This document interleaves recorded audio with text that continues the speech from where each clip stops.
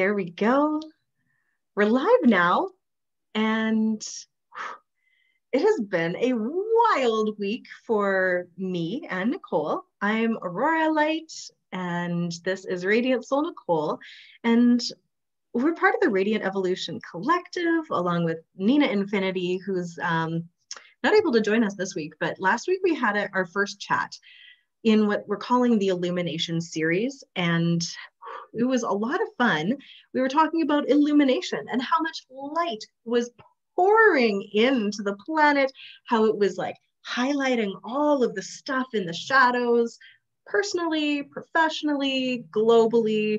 Like, shit was coming up for us to see and witness. And this week we're going to talk about integrating all of that energy and what that means and why we need to do it and how we do it. But that light continued streaming in last week. Oh my gosh, I was exhausted. I felt like I couldn't get much work done.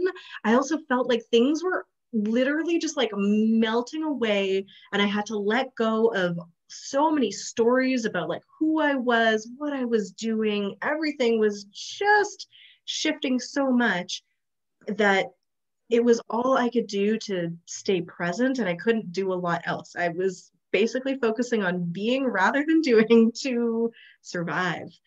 So, Nicole, how did you feel over this last week?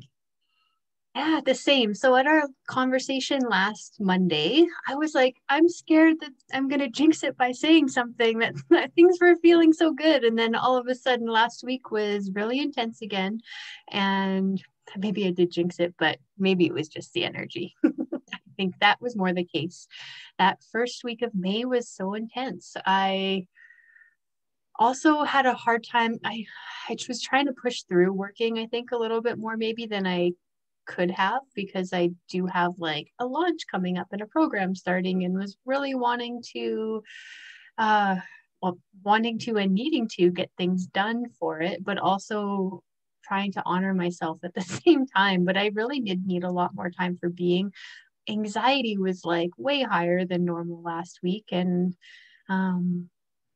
yeah, also reevaluating who I am, what I'm doing, what is my purpose here on this earth. I'm like, a lot of last week, I was really feeling like, oh, maybe I just want like a job and not have to like go through this intensity and just go to work and do my job and be done. And then it's like, but actually, I've gotten so far away from my corporate job and not working for a year and starting my own stuff. I'm like, that would be really silly to just give up on everything right now. But I felt like that's what I wanted to do a lot of the time. Yeah, I feel you. There was a lot of, wow, what is happening? What am I doing? Everything feels so intense and so big. So if you're watching this either live or on the replay, let us know if you had any of those sensations as well of like, what is going on?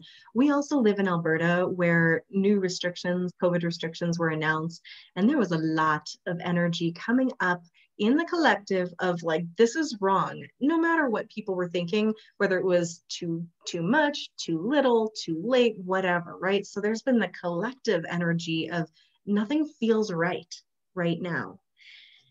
And so we're navigating a whole boatload of all of these energies. So when we're talking about energy coming in, light coming in, some people call it influxes of energy, influxes of data points, which is information, which light is. Light and love, just they carry information. We're receiving more from the cosmos, from our higher selves on that energetic level, and it's physicalized. You can see it in things like solar storms, geomagnetic storms, and it is hard on our bodies. It was also physically evident in things like the Schumann resonance. If people aren't familiar with the Schumann resonance, it is the measurement of like the energy of what people call the Earth's heartbeat. And it normally sits way down at like, I don't know, 5.87 hertz. And in the last few years, it has been spiking up to like 100, 110 over this last while, including some of the highest numbers we've seen this week. Like, so it's no wonder that we were tired but wired, and anxiety was coming up, and we just felt like we didn't know what was what. There was a real physical thing happening where the energy was literally so intense, our bodies were going like, oh my God, what is this? Right? So we get to have a lot of compassion for ourselves, especially when we're like not getting our work done, because sometimes you just need to get through the day. And the work is, can you take care of yourself through this process instead of overworking yourself or getting into that point that you spin and then you burn out and you have to recover from that. So I personally woke up today feeling like, oh, okay, after 10 hours of sleep, I needed that. Things had shifted. Not everybody's going to be there yet. I tend to be one who is sort of at the forefront of waves. I'm a pioneer. It's what I came here to do, lead the charge. And it's okay if you're not there yet, if you're still in the thick of this energetic storm we've been in.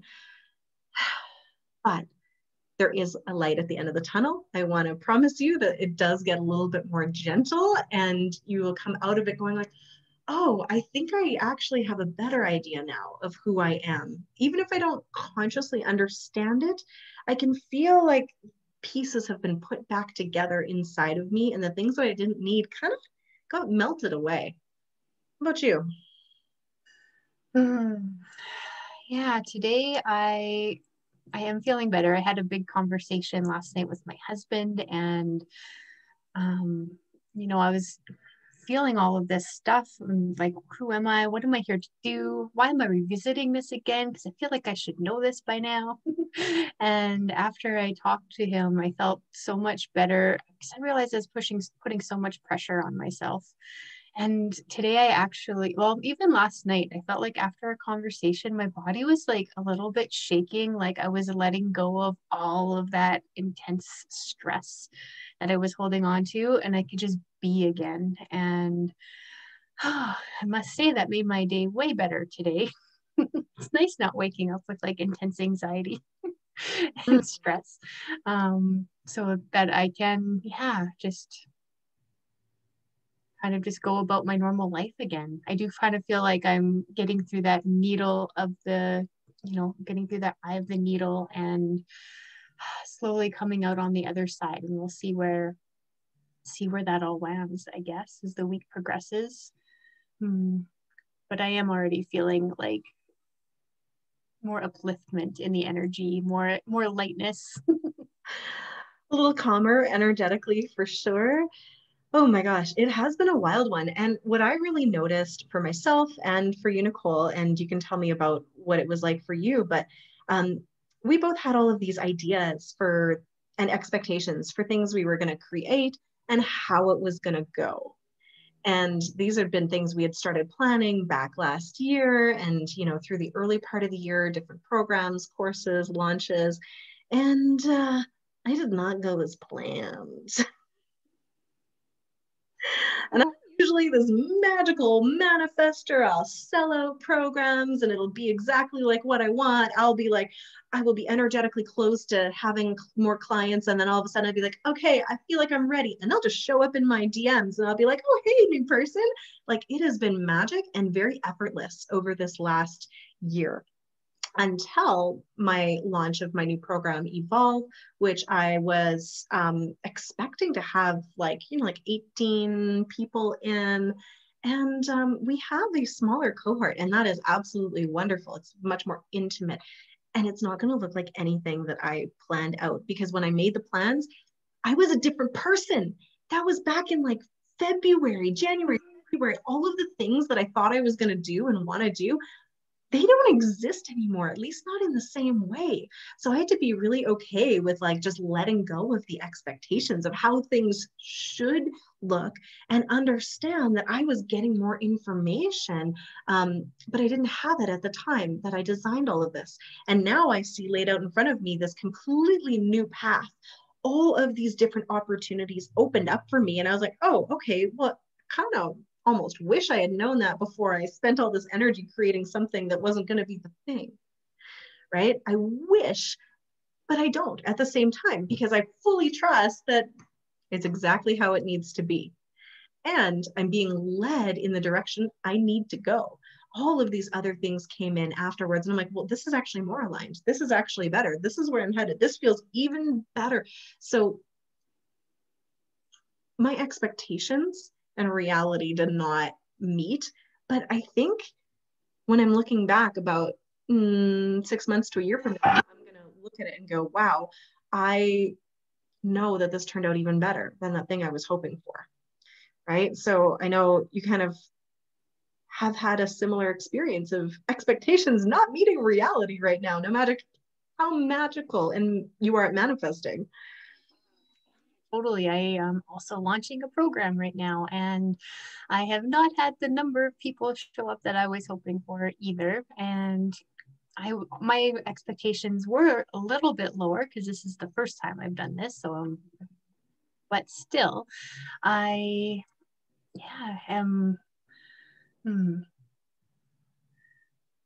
it's been interesting to be like, okay, so this is the first thing that I'm doing. I don't expect that, like, I don't have a huge audience, and that's okay. I have minimal expectations, but still, it was still smaller than that, what's been happening. And also, I'm trusting that it's okay. But I actually saw somebody post something about how the energy of 2021 is similar to the energy of 2012.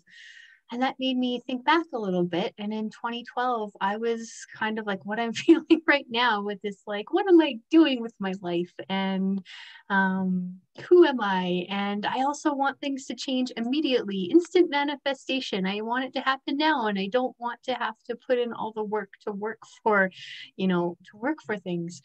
And that back then caused me so much freaking stress, like actually like it killed my gut. I ended up with like depression and anxiety, and so I've been experiencing depressive moments, because I think it's just the intensity, experiencing the anxiety, but it hasn't consumed me like it did back then. So thank you for 9 years of experience to help me navigate this storm.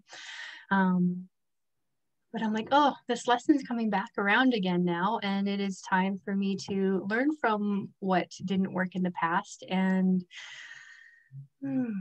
just understand that, yeah. And I also look back, and so what I learned back then is things did work out. We wanted to move to Victoria, and we were like fully invested in moving. It was actually going to happen. My husband had a job lined up and everything was ready to go. And then actually in one of my dance classes for my third eye dance, I got the message, it's all going to fall apart, but it'll be okay. And I was like, no, don't want that. And that's what happened. It all fell apart, but it was okay.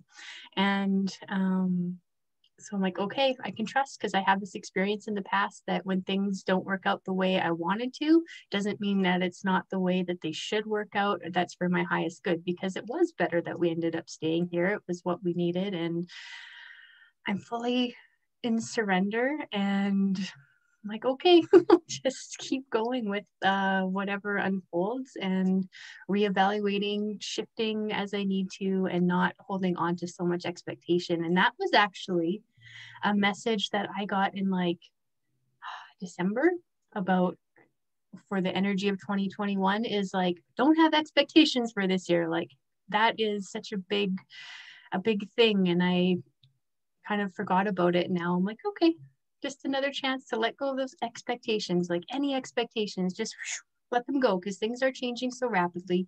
Things are changing. We're like entering a whole new earth, a whole new paradigm that we haven't experienced before. So we can't even begin to expect what is anything, because we don't know. We haven't had this experience before. So just let it all go and go into that. I want to say trust, but I heard that interesting conversation with Jason and Skylar about trust versus faith. So trying to let go of the trust, even because there's expectations attached to trust. Like I'll trust I'll be taken care of, but faith is even less than that. Faith is that surrendered place of, it's going to be what it's going to be, but it's going to be for me. just like what you're saying, gosh, I love that story. And thank you for bringing up what the energy of 2020 versus 2012 is like. Sorry, 2021, the year we're in right now. Because we'll talk about integrating some energies in a moment, but I need to share with you that my 2013 was the best year of my life, up until probably last year. So very, very interesting, because 2012 had a lot of that falling away energy of things that don't serve me. And it brought me into a 2013, which was a year of radical self-care, radical listening to my body. I spent an entire year without ingesting any mind altering, chemicals. I went completely sober, no drinking, no smoking weed. It was a year I traveled around the entire world, made so many friends, took so many programs. I connected with myself and listened so deeply to my intuition. And it was the best year, really, up until things shifted again. And I, had a daughter and all of that. So I'm excited for what next year is going to bring for me personally then, because that stuff had to fall apart, right? Our 2012 was supposed to be the apocalypse, right? But apocalypse just means a lifting of the veils or an unveiling. And so I believe that's very much what's happening right now. That's what all this illumination is. The curtains are being pulled back and we're seeing a lot. And for some of us, we're seeing like the stuff like we talked about last week, the shadows, things that we did not really want to look at. And it's right there for all of us to see, personally, professionally, and in society, right? So it looks way more chaotic, but we have to see it in order to fix it, right? We have to see it. We have to be aware of it. And so as things are coming up and being illuminated and all of this energy is coming in, we need to be able to integrate the wisdom of what we have been learning, what we have been seeing, before we can then take the steps to actually make the changes that are going to come from this. So let's move into that, just chatting about like, what is integration to you? What does it mean? What do we need it? When I really understood integration was when I was taking my ecstatic dance facilitator training. And prior to that, I'm like, oh yeah, integration is just like one of the like check boxes in the process of healing and growing and learning. But I didn't really get like, that's like the mind level understanding of integration, that it's important, but the actual integration is like that surrender, that place of beingness, and not necessarily needing to do anything. And I know there is a process in the brain, I think, that happens of integration and in the body, but there's like, we need to make space for that beingness to just allow ourselves to be where we don't, our mind doesn't need to do anything. And so for me, integration is, it's like making that space, creating the conditions to allow everything to become part of you, so that you can embody that information, that light, this new information that's coming through, and then you can be it. And yeah, I've been thinking about how to explain integration, and it's such like, it's, to me, it's a thing that's hard to explain with words, because it's something that you it's like, it's the embodiment of it. And like, that's why I think, yoga, doing shavasana at the end of a yoga class is so important. And I always, like, I would be the person that would be laying there. They'd say, stay as long as you want. And they'd have to kick me out of the studio because they'd be starting the next class soon. I'm like, well, you said I could stay as long as I want, and just resting in this beautiful energy. And then some people are like up immediately and out the door. And so it's so interesting, because like yoga is, you've moved all this energy, you are maybe feeling that yoga bliss state after the class, and then you're not letting yourself like embody it and take it all in, and like, yeah, I don't know, I can't, words are hard for me to explain it. What do you think about integration?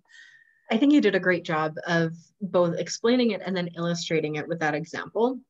It's perfect, because yeah, the integration is having the space to actually allow all of the new information, the new experiences, the learning and the growth to land, to be digested, to become a part of you.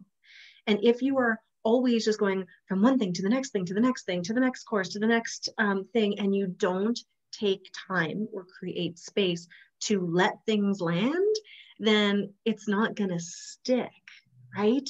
You need to have time. It's like studying for an exam and cramming it in and then forgetting it all 10 minutes after you wrote the exam, versus taking time with the information, letting it sit, letting it gel, letting it land, and utilizing it afterwards in a way that allows it to become fully embedded into you, right? The things that you created space for, and then afterwards use, are more well integrated. So if you've gone through an experience, let's call it like taking a class, because a lot of us love taking classes and everything like that. We love getting certifications, love learning new things. I'm obsessed with learning new things. I love it. But if I just keep going like class after class after class, and I never take the information that I actually learned and let it settle and then apply it and utilize it, it's not a part of me the same way anything that I decided to learn, enjoy, and then use during the next phases of my life, right? I love belief repatterning so much because part of the certification program was about utilizing it for self every day, right? Choosing a word of intention and repatterning as things come up, right? That allowed me to integrate it. And it's such a big part of it that Suze Casey, the developer, calls that program Learn It, Live It, because she doesn't want people to only have an intellectual knowledge of it. I think it's coming from the intellectual knowledge into the like experiential, which is very different. Intellectual knowledge, fire is hot. Experiential knowledge is out, right? Like actually understanding it. And you can tell a kid that, you know, the stove is going to be hot as many times as you want, but until they touch it and they're like, wow, that's too hot, I'm going to stay away from it, it doesn't become embodied in them. They don't understand that wisdom. It needs to be integrated. I'm not saying you got to burn yourself to integrate, but that process of actually experiencing it and having the space to become it is really, really key. I loved your Shavasana example. What other ways do you have to integrate things? Because I know you got a zillion. Mm-hmm. Yeah, I think that's why I've always loved journaling so much, because it gives me that space to really reflect on the experience and look at it and feel it from different angles. And, you know, sometimes I try to like apply it from different views of, you know, when I came up with the quote, loving yourself for who you are is forgiving yourself for who you aren't. I'm like, okay, is this true? It seems really true, but let me like inspect that in different ways and look at it in different angles. And you get that really like well-rounded knowledge, but yeah, embodiment of it and looking at it from different ways is so helpful. And that's what, yeah, so that's why journaling is such a important integration practice for me. Can I just share with respect to journaling? It's also so powerful because it's literally light grounding and taking your ideas in and through your body and out into the world onto paper. That's a hugely important way of integrating things and processing. So if we go back to the class example, a lot of people understand material better if they take notes by physically writing it down rather than just listening or even typing it. Right? So when you physically write things down, you are actually integrating it into your body because it goes through you and then back out into the world. Yeah, that is so key. And I definitely did way better in school when I studied like that and took notes from the textbook while I was studying for sure. Yeah, and then sometimes it's like literally just making space for myself to like watch Netflix and like not be doing anything, like not actively consuming more information, and sometimes it's not even Netflix. Sometimes it's like I just need to sit and be here and do nothing right now and like stare at the wall for a little bit, watch the light around me, listen to like healing tones or, you know, something that's just very not a lot of stimulation, just being, just coming into that beingness. That's why I love my hammock so much. I think that was the first way I discovered how to be. Because I didn't feel like I needed to be doing anything other than like hammocking is its own, like it's a verb, it's its own thing. For me, anyways. Yeah, because it's like you're actively relaxing instead of not doing anything. So it gives your brain the idea that you are, in fact, in process of something. Totally. Yeah, I love that. Time without input is really huge for me. And I tend to be one like, oh, I should listen to a podcast. I should take this class. I should learn while I'm doing the dishes, while I'm doing things. And I fill my time with input. And when I forget that I also need time without input, then I feel overfull, right? And then I get all frazzled and my brain is just too full of information. So I need to, personally, to make sure that I spend some time doing the dishes without listening to a podcast or taking a class. And I try to make one leg of my trip when I'm driving and dropping my daughter off without listening to something, so I can just be. Same thing, I used to always listen to music or a podcast or something while I was walking home from dropping her off at school. But then I realized I could just be more time alone with my beingness. And sometimes that means thinking, sometimes it meant not thinking, or just like being in presence. Whew, that supports me a lot. And it is something that I have to consciously cultivate. And now it's become a habit and routine. But just asking anyone that's watching this, do you have enough space where you are not being bombarded by information so you can integrate? That's so huge for me. I also really want to add another one, if I may jump in here. For me, I also need to move to integrate things. I am a kinesthetic learner. And when I would be in class, I would be a wiggly, fidgety, dancy one because it helped me process, right? If I go through a week without moving enough, without sweating enough, then energy gets like staticky inside me. But when I take time to literally move, dance, breathe, sweat, walk, run, whatever, then that energy gets integrated and goes through me instead of being trapped inside me. And that's so huge for my mental, physical, and emotional health. If I do not, like, watch out, I am not my normal self. I am a total, I'd say a lot of words, but they're probably not appropriate for this segment. I feel you on that. It's like there's so much information and we have to process the information. We can't not. So if we're constantly like filling ourselves up to the capacity of which we can handle, then it does make us like, because we need to process it. So through moving, through being, through just taking that space. I also love, actually, another one is to expand my creation container, my light body, my energy field, because that gives me more space to, like, not that I'm trying to actively pull in more than, but it gives me more space so that more can flow through without getting in that constriction, that stuckness, like you were talking about, like why you like to move your body. Absolutely. And we do have a really beautiful expanding your creation container ceremony in the playground.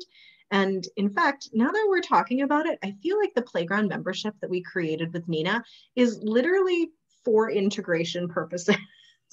It gives me personally the opportunity to come into ceremony, and every ceremony that we do typically has all of these different ways of setting intentions, but then creating space, coming into beingness, doing breath work, sound, movement, and having that integration time and peace. So it's like we've created something to make sure that we are getting what we need to be integrating. Yeah, look at us go. Creating the thing that we need the most. And all of that is so important. And it also is such a great way for me to stay in alignment, because that is a huge key when you're, connected mind, body, heart, and soul to all of those things. When they're in alignment, life just flows so much easier, and we are able to, navigate this intense energy. And it's going to be like, it's going to be intense for a while still. It just makes life flow so much easier. Absolutely. So I just want to invite anybody that is not necessarily good at consciously creating that space for themselves, like me, to come and join us in the playground. It's our monthly membership. It's $33 US a month, and the content library is extensive. And we also have two amazing ceremonies that are live a month for you to come for an hour and a half, and just be in a sacred space where you can integrate, explore. Also, we put in things to create tools to shift frequencies, elevate frequencies, belief repatterning. We've had Kundalini yoga, SRT, breath of bliss ceremonies. Like, it just keeps getting more expansive. We've got someone coming in to do an ancestral activation and meditation with us as well. So if you're feeling like it would help if someone was like offering you the space to integrate, like, come and play, because we're creating it for us because we need it, but also for everyone else that wants to join. So I'm just going to stick that. If you're live on Facebook, the link is in the comments now, and I'll of course add it to the YouTube notes as well. Breath work is one we didn't really mention, but like, this is huge as well. You can do breath work, or you can just take a freaking big breath. What does that do for you when you just like need to slow down? Breath is so freaking powerful. I consciously, or sorry, unconsciously, a lot of the time, I notice when I'm talking, and I'm talking because I can pay more attention to what I'm doing when I'm on like Zoom or something.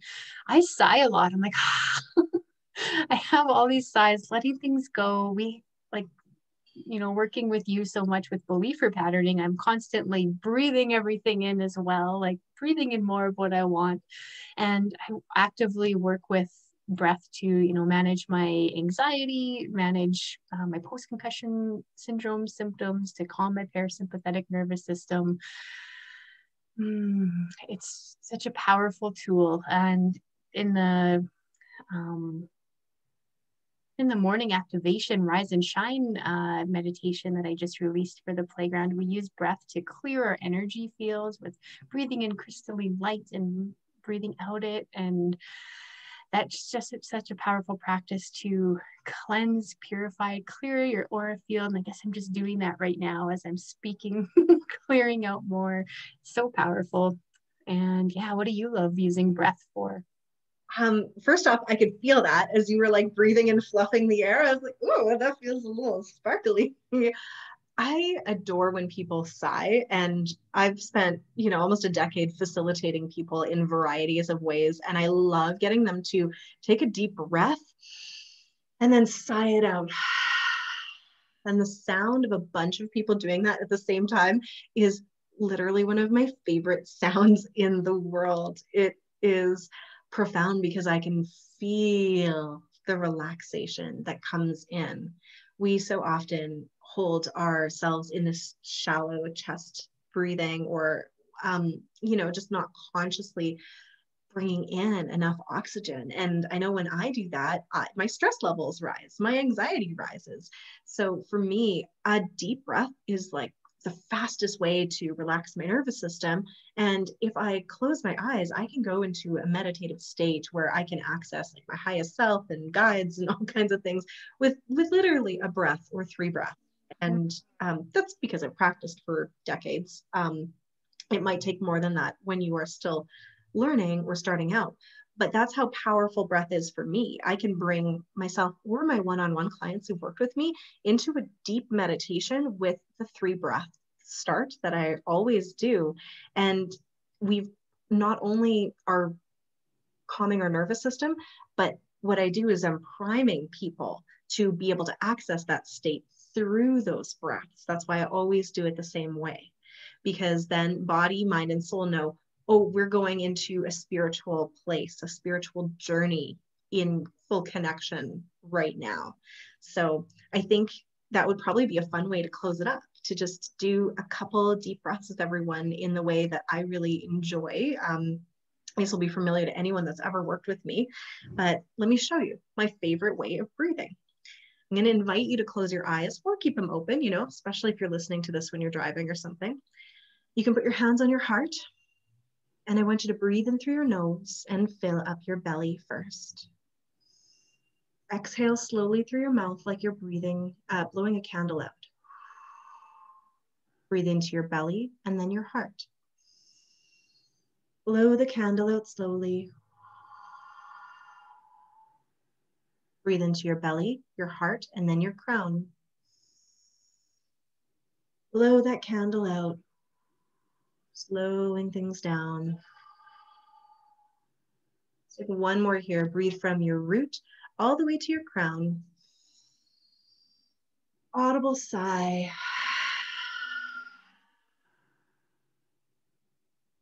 And just notice your body now. Notice the space that is created with 3 or 4 intentional breaths. Notice that you are deeper in presence. Notice that you are calmer. Your body will slow down and feel safe enough to relax and open and integrate. If all you do is those 3 breaths a couple times a day, your life will change for the better. So when we're in this space right here, right now, I want to invite you all to join me in setting an intention to consciously create more time for integration, however that looks for you, whether it be through breath, through movement, through a practice of beingness, through creativity, through journaling, whatever comes up. Let's set the intention to cultivate more conscious integration in our life so we can navigate these continued energies and influxes of information with more grace and ease and compassion for ourselves, because we don't have to be going full on all the time. Set the intention to allow things to land, to integrate, and to digest, so that what is important can become part of us, and what we no longer need can fall away. Just another deep breath here. So it is. So it is. So it will be. Yeah. So it will be.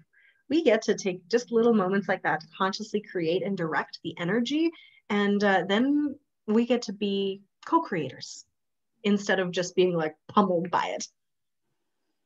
Mm-hmm. And sometimes, like last week, we can do that and it still feels like we're being pummeled by it, and we just have to surrender even more. Preach. Yeah, it really does. So I hope this gives you an idea of some different ways that you can integrate these wild energies. I feel like we're going to have a little, I don't want to say pause, because it's still going to be intense for people, but like it's going to feel a little bit lighter and more open for a bit. I feel like we're through the hardest spots, most of us right now, but I want to just say that chaos is going to continue reigning in the outer world as things are falling away, because anytime things are being destroyed, like systems and paradigms, it's going to look like chaos. So please continue to be very gentle with your heart, with your body, with your entire being, and the people that are around you, because they're going through it too. We are all coming into a deeper understanding of who we are, and where we're headed is more beautiful than we can even dream of. We don't know what it's going to look like. And so we could choose to be terrified of the unknown, or we could choose to be pioneers and hopeful and excited co-creators of what it is that we are bringing in here. So that second one sounds better to me. Join me, join Nicole. Yes. 2012, Nicole struggled a lot more because I didn't know any of that stuff then. So while I'm still feeling these intense energies, it's so much easier in 2021. Mm-hmm. Yeah, beautiful. Well, we're going to have another conversation next week. I hope you'll join us then. And just sending you lots and lots of love. And let us know how you're going to make space to integrate all of this stuff. Let us know how it goes. Talk to you soon. Bye, everybody.